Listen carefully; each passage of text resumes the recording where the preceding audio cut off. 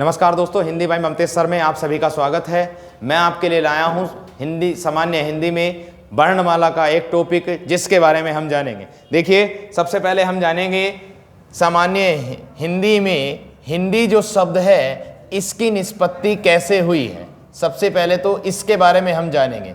देखिए भैया, जो सामान्य हिंदी में जो हिंदी शब्द है, ये हिंदी शब्द की जो निष्पत्ति हुई है ये ईरानी लोगों ने की है। किन्होंने की है? ईरानी लोगों ने की है। ईरानी जो लोग हैं वो सै का जो उच्चारण करते हैं वो क्या करते हैं? है से। सै का जो उच्चारण करते हैं भैया वो है से करते हैं, जिसके कारण यहाँ पर एक ईरानी जो लोग हैं सिंधु नदी के आसपास की जो भूमि है वहां पर वास करते हैं। ये सिंधु को जो बोलते हैं वो क्या बोलते हैं? हिंदू। और हिंदू से बना हिंद, और हिंद से बनी हिंदी, और हिंद से बनी आपकी हिंदी। यानी कि हिंदी जो शब्द की निष्पत्ति की वो किन्होंने की? ईरानियों ने की। अगर पूछ ले सन तो लगभग 1000 ईसा पूर्व, लगभग 1000 ईसा पूर्व इसकी निष्पत्ति ईरानी लोगों ने की थी। और सबसे पहले हिंदी जो शब्द है, सबसे पहले हिंदी जो शब्द है इसका प्रयोग करने वाला ग्रंथ में जो व्यक्ति है उसका नाम, इतिहासकार है ये, जिसका नाम है अल-बरूनी। और अल-बरूनी ने अपनी पुस्तक में सर्वप्रथम हिंदी शब्द का प्रयोग किया, जिसका पुस्तक का नाम है किताब उल हिंद। किताब उल हिंद, इस हिंद शब्द का सर्वप्रथम प्रयोग किया अल-बरूनी ने। ठीक है, आगे पढ़ते हैं भैया। इसके बाद जानते हैं हम हिंदी वर्णमाला का एक पहला टॉपिक है, इसके बारे में जानेंगे। देखो, हिंदी वर्णमाला में अनेक कवियों ने अपनी अपनी राय दे करके अलग अलग वर्ण बताए हैं।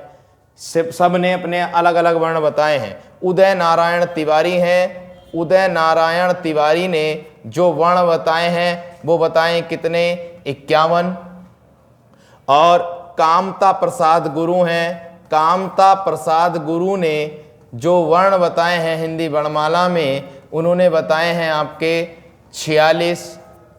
और हिंदी वर्णमाला में कुल स्वर और व्यंजनों की जो संख्या होती है वो बताई गई है। कुल स्वर और व्यंजन, कुल स्वर और व्यंजन, कुल स्वर और व्यंजन ये होते हैं आपके 52। ठीक है, कुल स्वर व्यंजन बोल दें या वर्तमान लेखन के आधार पर बोल दें, वर्तमान लेखन के आधार पर बोल दें या कुल स्वर के आधार, कुल स्वर बोल दें, कुल स्वर और व्यंजन बोल दें। कुल स्वर और व्यंजनों की संख्या पूछेगा तो 52 लगाएंगे। उदय नारायण तिवारी के अनुसार पूछेगा तो 51 लगाएंगे। कामता प्रसाद गुरु के अनुसार पूछेगा तो 46 लगाएंगे। और हिंदी वर्णमाला को आपकी 2 वर्गों में बांटा गया है। एक बांटा है स्वर में और एक बांटा है आपका व्यंजन में। एक बांटा है स्वर में और एक बांटा है आपका व्यंजन में। देखो, स्वर किसे कहते हैं? स्वर कहते हैं जो वर्ण स्वतंत्र रूप से बोले जाते हैं, जो वर्ण स्वतंत्र रूप से बोले जाते हैं, स्वतंत्र रूप से बोले जाते हैं, रूप से बोले जाते हैं, उन्हें स्वर कहते हैं, उन्हें स्वर कहते हैं। और स्वरों की जो संख्या होती है आपकी वो होती है 11। स्वरों की जो संख्या होती है वो कितनी होती है? 11 होती है। आते हैं व्यंजन। जो वर्ण स्वरों की सहायता लेकर के बोले जाते हैं, जो वर्ण स्वरों की सहायता लेकर के बोले जाते हैं वह व्यंजन कहलाते हैं। सहायता लेकर बोले जाते हैं, बोले जाते हैं, वह व्यंजन कहलाते हैं, व्यंजन कहलाते हैं, व्यंजन कहलाते हैं। और व्यंजनों की जो संख्या होती है कुल, वो होती है आपकी 33। व्यंजनों की जो कुल संख्या होती है वो होती है 33। अब आता है देखो स्वर। स्वर को जो है अनेक प्रकार से बांटा गया है, यानी कि स्वरों की जो भेद हैं वो कवियों ने अलग अलग माने हैं। सबसे पहला हम जानेंगे भैया कुल स्वर कौन कौन से होते हैं। पहले तो हम जानेंगे कि कुल स्वर कौन कौन से होते हैं। कुल स्वर के बारे में देखिए, कुल स्वर होते हैं आपके 11। कौन कौन से होते हैं? एक आएगा ए, एक आएगा आ, एक आएगा ई, एक आएगा ई और एक आएगा ऊ, ए, ओ, औ और एक आएगा आपका री। यानी कि कुल स्वरों की जो संख्या होती है आपकी वो कितनी होती है भैया? 11 होती है। और 11 कौन कौन से होते हैं? 11 आपके सामने हैं, ए आ, ई, ऊ, ए, ओ, औ और री। कुल स्वर हो गए आपके 11। अगर आपसे पूछेगा कि परंपरागत या सामान्यतः, परंपरागत या सामान्यतः या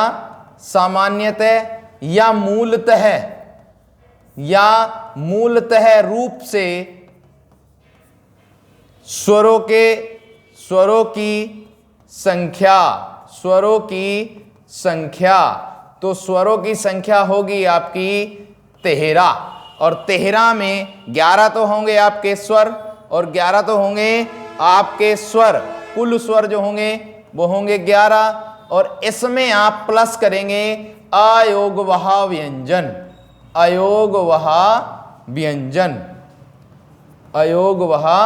व्यंजन प्लस करेंगे हम, तो इनकी संख्या होगी आपकी 2। 11 और 2 का जोड़ेंगे तो कितने आएंगे आपके?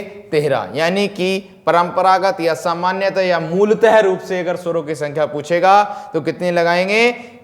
13। नेक्स्ट देखो, इसके बाद बढ़ते हैं भैया। इसके बाद आता है आपका उच्चारण के आधार पर, कि उच्चारण के आधार पर स्वरों की संख्या कितनी होती है। तो उच्चारण के आधार पर अगर पूछेगा कि स्वरों की संख्या कितनी होती है, तो उच्चारण के आधार पर स्वरों की संख्या है, उच्चारण के आधार पर स्वरों की संख्या, उच्चारण के आधार पर स्वरों की संख्या होगी आपकी 10।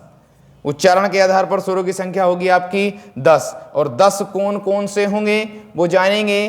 बस आप री को हटा देंगे, ए, आ, ई, ऊ, ए, ओ, औ।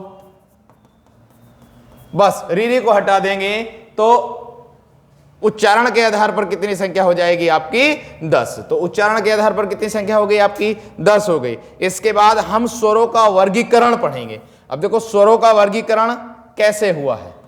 स्वरों का वर्गीकरण,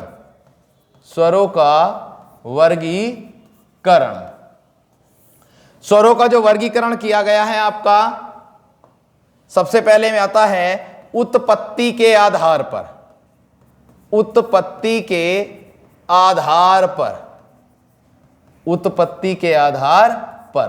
तो उत्पत्ति के आधार पर स्वरों का जो वर्गीकरण किया गया है वो 2 प्रकार से किया गया है। एक किया है मूल स्वर और दूसरा किया है संधि स्वर। देखेंगे पहले मूल स्वर के बारे में जानेंगे। मूल स्वर किसे कहते हैं? तो जिन स्वरों का निर्माण एक खंड के योग से हुआ है, जिन स्वरों का निर्माण एक खंड के योग से हुआ है, एक खंड के योग से हुआ है, एक खंड के योग से हुआ है, उन्हें मूल स्वर कहते हैं, उन्हें मूल स्वर कहते हैं, उन्हें मूल स्वर कहते हैं। इनकी संख्या 4 होती है। अगर आपसे पूछेगा कि मूल स्वरों की संख्या कितनी होती है, तो मूल स्वरों की जो संख्या होगी आपकी वो कितनी होगी? 4। और कौन कौन से होंगे? एक होगा ए, एक होगा ई, एक होगा ऊ और एक क्या होगा आपका? री। नंबर 2 पर जानेंगे हम। इसके बाद नंबर 2 पर आता है संधि स्वर। नंबर 2 पर आएगा संधि स्वर, यानी कि उत्पत्ति के आधार पर अगर पूछेगा कि कितने प्रकार होते हैं, तो 2 प्रकार होते हैं, मूल स्वर और संधि स्वर। अब देखो संधि स्वर का मतलब संधि से ही पता चल रहा है। संधि का अर्थ होता है मेल या जोड़। संधि का जो अर्थ होता है वो क्या होता है? मेल या जोड़। तो मतलब कहने का कि जो स्वर दो खंड के योग से मिलकर बने हैं, जो स्वर दो खंड के योग से निर्मित हुए हैं, जो स्वर दो खंड के योग से निर्मित हुए हैं, योग से निर्मित हुए हैं, निर्मित हुए हैं, उन्हें संधि स्वर कहते हैं, उन्हें संधि स्वर कहते हैं, उन्हें संधि स्वर कहते हैं, उन्हें संधि स्वर कहते हैं। और संधि स्वर जो होते हैं ये भी तुम्हारे दो प्रकार के होते हैं। एक आता है तुम्हारा सजातीय, एक आता है सजातीय स्वर और एक आता है आपका विजातीय स्वर, एक आता है विजातीय स्वर।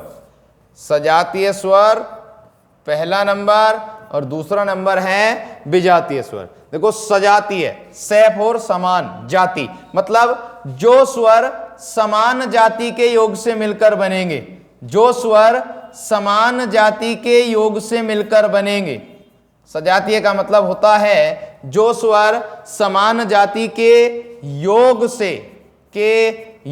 से निर्मित होंगे, जो स्वर समान जाति के योग से निर्मित होंगे उन्हें सजातीय स्वर कहते हैं, उन्हें सजातीय स्वर कहते हैं, उन्हें सजातीय स्वर कहते हैं। जो स्वर समान जाति के योग से निर्मित होंगे उन्हें सजातीय स्वर कहते हैं। और सजातीय स्वर अगर आपसे पूछे कि सजातीय स्वर कितने होते हैं, तो सजातीय स्वर की संख्या अगर आपसे पूछेगा तो सजातीय स्वरों की संख्या जो होती है भैया वो होती है आपकी 3। एक आता है आ, एक आता है ई और एक आता है उ। मतलब कहने का ये सजातीय स्वर है। और सजातीय स्वर इसको इसलिए बोल रहे हैं क्योंकि ये समान जाति के योग से निर्मित हुए। और समान जाति के योग से निर्मित कैसे हुए वो देखिएगा, ए प्लस ए, मतलब इधर भी समान जाति इधर भी समान जाति, दोनों तरफ समान जाति के योग से निर्मित हुआ।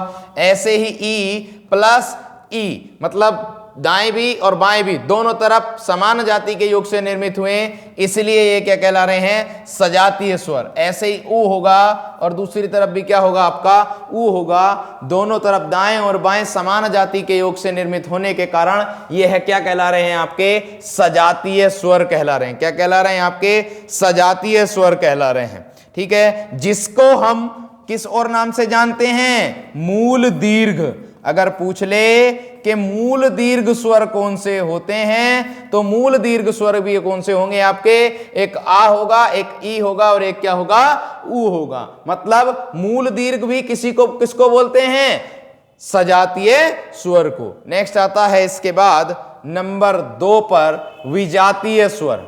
विजातीय स्वर, अब देखिए विजातीय स्वर जो होते हैं, V4 होता है विभिन्न जाति, मतलब जो स्वर विभिन्न जाति के योग से निर्मित होंगे उसे क्या कहेंगे, हम विजातीय स्वर कहेंगे। जो स्वर विभिन्न जाति के योग से निर्मित होंगे, जो स्वर विभिन्न जाति के योग से निर्मित होंगे, विभिन्न जाति के योग से निर्मित होंगे, योग से निर्मित होंगे, उन्हें विजातीय स्वर कहते हैं।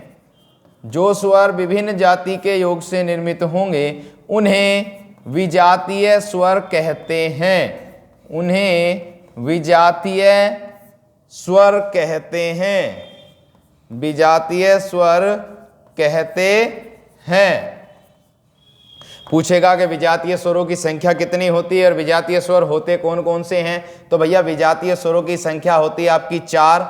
एक होगा ए, एक होगा ऐ, एक होगा आपका ओ और एक होगा आपका औ। ये होते हैं विजातीय स्वर। पूछा उसने कि विजातीय ही क्यों कहते हैं इनको, विजातीय इनको इसलिए कहते हैं क्योंकि ये विभिन्न जाति के योग से निर्मित हुए। और विभिन्न जाति के योग से कैसे निर्मित हुए, ए मिलकर बनेगा ए प्लस ई के योग से, ऐ मिलकर बनेगा ए प्लस ए के योग से, ओ मिलकर बनेगा ए प्लस ऊ के योग से और औ मिलकर बनेगा ए प्लस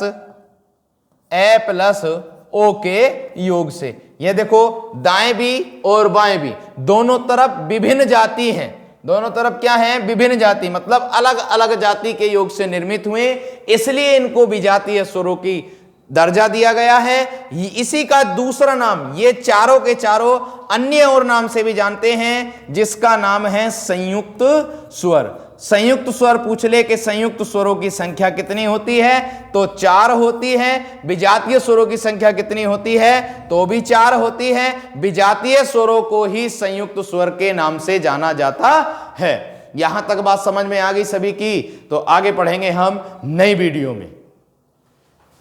धन्यवाद।